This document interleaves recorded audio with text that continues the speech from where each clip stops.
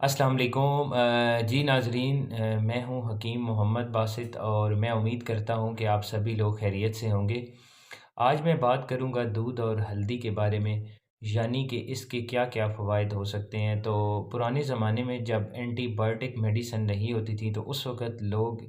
اس ہلدی کو بطور اینٹی بائیوٹک یوز کرتے تھے، کیونکہ یہ جو ہلدی ہے یہ بہترین اینٹی بائیوٹک بھی ہے اور بہترین اینٹی سیپٹک بھی ہے۔ تو اس زمانے میں جب بھی باڈی کے اوپر کہیں کوئی موچ آ جاتی تھی یا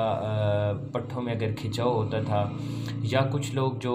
کمزور ہوتے تھے تو اس وقت لوگ اس کو دودھ میں ملا کر بطور میڈیسن یوز کرتے تھے۔ تو ابھی بھی اس کے جو فوائد ہیں وہ بہت زیادہ ہیں، چونکہ ابھی ہم نے یہ چیزیں چھوڑ دی ہیں۔ تو جو دودھ ہلدی ہے یہ ہماری باڈی کے لیے بہت ہی بہترین چیز ہے، کیونکہ یہ اینٹی بائیوٹک بھی ہے اور اینٹی سیپٹک بھی ہے۔ ایسے پیشنٹ جو کمزور ہوتے ہیں اور چونکہ ان دنوں میں ٹھنڈ بہت زیادہ ہے تو ان کو سردی اگر بہت زیادہ لگتی ہے، یعنی کہ جو اعصابی پیشنٹ ہوتے ہیں ان کے لیے دودھ اور ہلدی بہت ہی بہترین چیز ہوتی ہے۔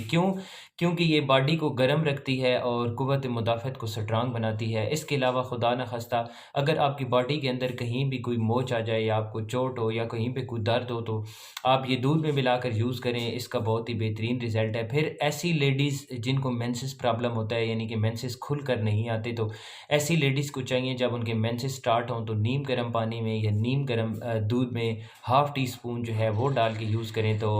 اس سے جتنا بھی ماہواری کا درد ہوتا ہے یا مینسس بند ہوتے ہیں یا مینسس رک رک کر آتے ہیں تو اس کے لیے بہت ہی بہترین چیز ہے۔ پھر اس کو نئی سرچ کے مطابق اس میں وٹامن سی کی مقدار پائی جاتی ہے، تو اس کو ہم بطور اپٹن کے طور پر استعمال کر سکتے ہیں، یعنی کہ اس کا جو لیپ ہے وہ ہم فیس پہ اگر کریں تو یہ جتنے بھی جرمز ہیں ان کو کل کر لیتی ہے اور فیس کو بہت اچھا رزلٹ دیتی ہے۔ جزاک اللہ۔